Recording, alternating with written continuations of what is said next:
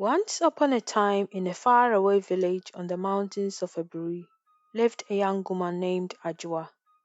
Ajua was a very beautiful girl whose smile could light up the darkest room. Yet she carried a secret burden. Ajua had a speech disorder that caused her to stutter.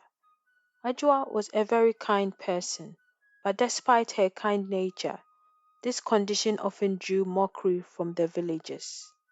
Growing up in the village, Ajua had always been the target of the children's jokes. Look, it's stuttering Ajua, they would say, giggling, as she tried in vain to respond. One particular child, a troublemaker named Asem, seemed to take particular delight in tormenting her. Hey, Ajua, can you say your own name without tripping over the words? Asem would sneer, the other kids erupting in laughter. Ajua would just hang her head, her cheeks burning with embarrassment. As time passed, Ajua became increasingly withdrawn, choosing isolation to avoid enduring the harsh insults. In her solitude, she discovered the art of wood carving. Carving gave her a sense of peace and comfort. She dedicated herself to this craft, mastering the creation of elaborate designs with remarkable skill and detail. Her favorite place to carve was in the nearby forest. Every market day, as the village buzzed with chatter and laughter, Ajua would hover on the fringes, watching the other vendors proudly display their wares. Ajua longed for the day when she too could display and eventually sell her artifacts. Sometimes she would try to join the conversations at the market, but try as she might, Ajua couldn't seem to find the courage to join in the lively banter. She would stand there, wringing her hands, her eyes darting around nervously, until she couldn't take it any more. The people would laugh at her attempts to greet them, and even some adults would shake their heads, muttering under their breath. That poor girl should never amount to anything, not with a tongue that twisted, one old woman sniffed, shaking her head disapprovingly. Eventually, she would end up fleeing to the nearby forest, where she could lose herself in the peaceful solitude and the satisfying work of her carving. One particular harsh market day, after Asem had made a cruel joke about Ajua's starter, the young woman felt tears prickling her eyes. She turned and ran, her sandals slapping against the earth as she fled the scornful laughter. Deeper and deeper into the forest she went, until the sounds of the village faded away, replaced by the soothing whisper of the wind through the leaves. Ajua found a fallen branch and with a small knife her father had given her began to carve. Her hands moved skillfully as she created intricate patterns. As the sun dipped low in the sky, Ajua reluctantly returned home, holding her latest masterpiece. Her father, Ejakojo, a kind-hearted man, took one look at the delicately carved figure and smiled. Ajua, my dear, these are truly something special. Have you ever thought of sharing your talent with the village? He asked gently. Ajua's heart sank. No, father, I couldn't. They'll just laugh at me again, she murmured, her voice barely above her whisper. Ejakojo placed a reassuring hand on her shoulder. Maybe it's time they saw your true strength, not just your starter. The village festival is coming up. Why don't you consider displaying your carvings? Ajua hesitated, but the hopeful look in her father's eyes made her nod slowly. I'll think about it, she conceded, already dreading the prospect. Weeks passed and Ajua's collection of carvings began to pile up. Each piece was a masterpiece, reflecting the world she saw but couldn't always describe. With the village festival approaching, Ajua's father sensed his daughter's growing unease. Ajua, my dear, I really think you should consider displaying your carvings at the upcoming festival, he said one evening over supper. Ajua's eyes widened as she set down her bowl. No, father, I couldn't possibly. Everyone would just mock me again, she protested, her words stumbling over each other. Her father reached across the table, giving her a gentle squeeze. Ajua, the villagers need to see the beauty you create, not just hear the words you struggle with. This is your chance to show them your true strength. Ajua chewed her lips, considering her father's words. As much as the idea terrified her, there was a part of her that longed for the day when the villagers might see her as more than just stuttering Ajua. All right, father, she finally conceded with a sigh. I'll do it. The day of the festival arrived, and the village was a riot of colors and sounds. Stalls were brimming with kente cloth, beadwork, and spicy aromas that wafted through the air. Ajua nervously set up her little stand, her heart pounding with both hope and fear. As the first curious onlookers began to notice her work, whispers of amazement spread through the crowd. Look at these, a young woman exclaimed, holding up a carving of an elephant, so detailed and beautiful. Who knew she had such talent? An older man remarked, shaking his head in wonder. But not everyone was quite as impressed. Ajua spotted Asem, her long-time tormentor, striding over with a look of disdain. Why should we let her display these? Asem sneered, motioned dismissively at Ajua's caverns. She's a disgrace if outsiders see her. Asem then turned to the gathering crowd, putting on her sweetest smile. Come and see my own caverns, much better than this poor girl's attempts. Ajua felt her stomach twist with anxiety as Asem lured people away from her stand. Just when she thought she might burst into tears, a commanding voice rang out. The girl speaks with her hands, Oshebri, the village's respected elder announced, stepping forward and holding up one of Ajua's caverns. These caverns speak louder than any words. The crowd fell silent, all eyes turning to Ajua. She stood there, trembling, as Oshebri continued. This young woman has a gift, a unique way of expressing herself. We should celebrate that, not mock it. Ajua watched in stunned silence as the villagers began slowly to nod in agreement, some even offering her apologetic smiles. Her father beamed with pride, while Asem sulked off, her face twisted in jealousy. Just then a commotion drew everyone's attention. The village chief, Ohene Kankam, in his traditional kente robes, had been drawn to Ajua's stand by the beauty of her work. He examined each piece carefully, nodding in agreement. Who made these? The chief asked, his gaze sweeping the crowd. Ajua stepped forward, her heart in her throat. She struggled to introduce herself, her words halting and broken. I did, she stammered, looking down. The chief smiled kindly. These are extraordinary, he declared. I'd like to buy them all. The villagers erupted in stunned whispers, watching in awe as the chief made arrangements for his servants to collect the caverns the following day. Ajua could hardly believe what was happening. Her work, which had once been the source of so much ridicule, was now being lauded and celebrated. As the festival drew to a close, Ajua carefully packed up the caverns, her fingers trembling with excitement. She stored them in an empty hut, eager to see them off to their new home at the chief's palace the next day. But unbeknown to Ajua, her triumph had not gone unnoticed. Asem, her face contorted with jealousy, had watched the entire scene unfold.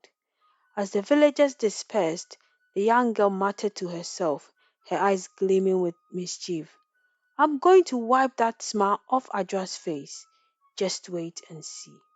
Ajua had no idea of the trouble that was brewing, nor the length Asem would go to in order to bring her down.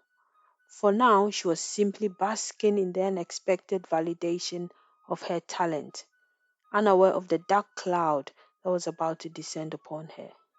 The following morning, the chief's servant arrived at the village, ready to collect Ajua's prized caverns. Ajua, her heart racing with excitement, retrieved the sack that contained her delicate masterpieces.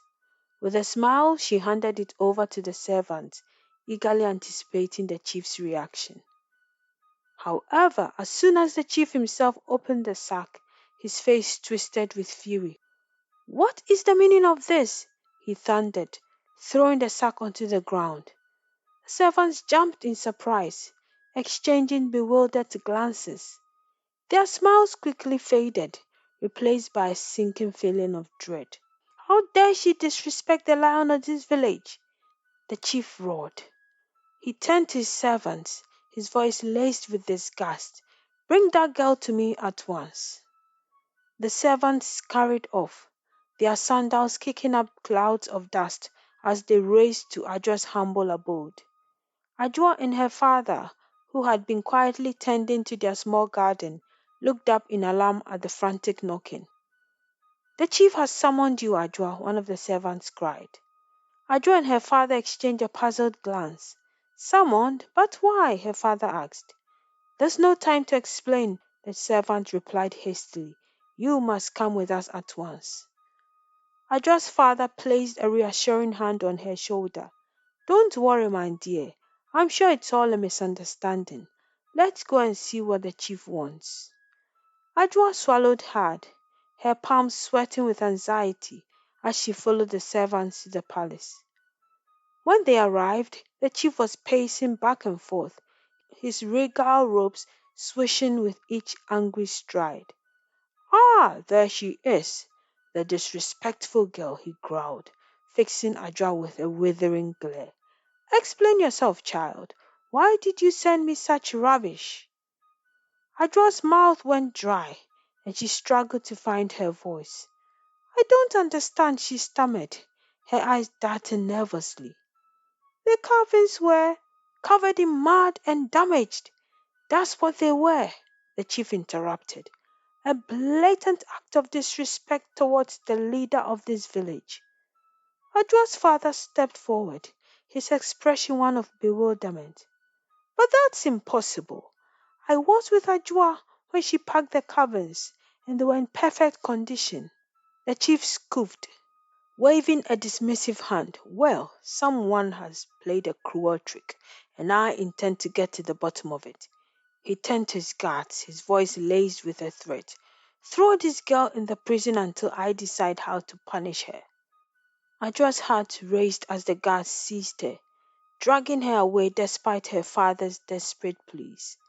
As the heavy wooden door of the prison cell slammed shut, leaving her in darkness, Ajwa felt a wave of despair wash over her. What had she done to deserve this? Her carvings, her pride and joy had been ruined, and now she was being punished for it. Tears streamed down her cheeks as she curled up on the cold, hard floor, her body rugged with sobs. Now, as the news of Ajwa's arrest spread through the village, Asem couldn't resist a smug smile. "Serves her right," she muttered to herself, her eyes glinting with triumph. "That will teach her not to think she's better than me." But Ejakojo, Ajwa's father, a man of deep faith and wisdom, knew that something was amiss. He rushed to seek help from Nyame, the Supreme Being, and poured out his heart, begging for kindness and guidance. As he knelt down, Nyame revealed the truth. It was Asem. In her jealousy, she had sabotaged Ajwa's carvings. Armed with this knowledge, he determined to set the record straight. Ajwa, huddled in the darkness of her cell, had no idea of the lifeline her father was about to throw her. All she knew was the crushing weight of despair and the nagging fear of what punishment the chief might have in store. The next morning, Ajwa's father, Ejakojo, rushed to the palace, his face etched with worry. He knew he had to act quickly to save his daughter. Striding into the throne room, he fell to his knees before the chief, Ohene Kankam. "Your Highness, I beg you to hear me out," he pleaded, his voice trembling with urgency. Ohene Kankam raised a regal hand, his brow furrowed with concern. "Speak, what troubles you so?" He took a deep breath, his eyes shining with unshed tears. It was Asem, your highness. She had waited until the dead of night, when the village was fast asleep, to sneak into the hut where Ajua had stored the caverns. She damaged and smeared mud all over Ajua's caverns. That is why they were defiled when your servants arrived. The chief's eyes widened in shock, and he slammed his fist against the arm of his throne. Summon that wretched girl at once, he bellowed, his voice echoing through the chamber.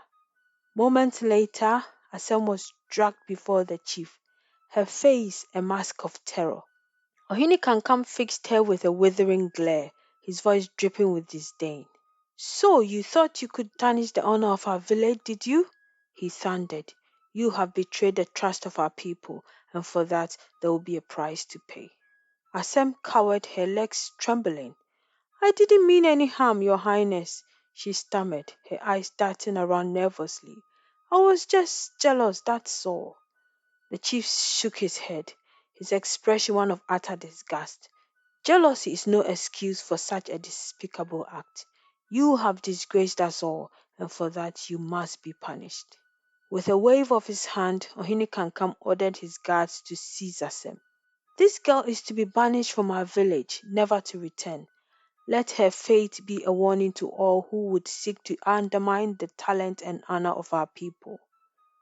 Asem's screams echoed through the palace as she was dragged away, her pleas for mercy falling on deaf ears. Ejakojo watched the entire scene with a heavy heart, his mind racing with relief that the truth had been uncovered. Moments later, the chief turned to Ejakojo, his expression softening. Please bring your daughter to me. I wish to speak to her. Ejakojo hurried back to the prison, his steps filled with a newfound hope. When he relayed the chief's request, Ajua's eyes widened in surprise and trepidation. The chief wants to see me, she whispered, her voice barely audible. Her father placed a reassuring hand on her shoulder. Do not be afraid, my child. The truth has been revealed, and the chief wishes to make amends.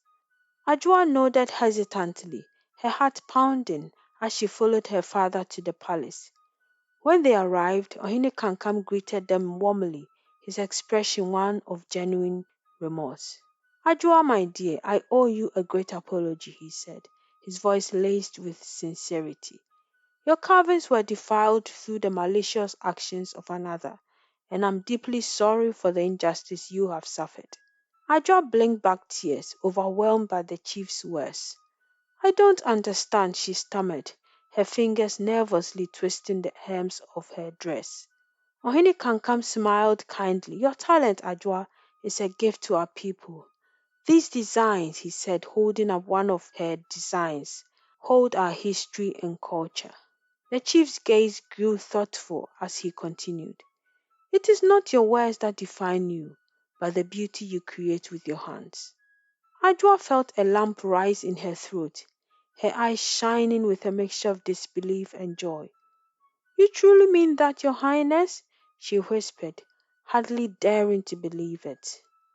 Indeed, my child, the chief replied, his voice warm and reassuring.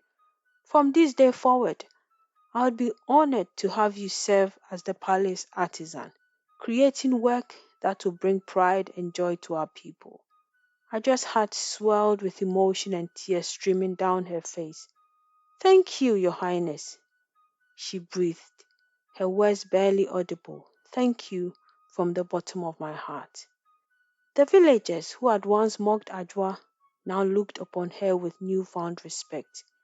They realized that her difference made her unique.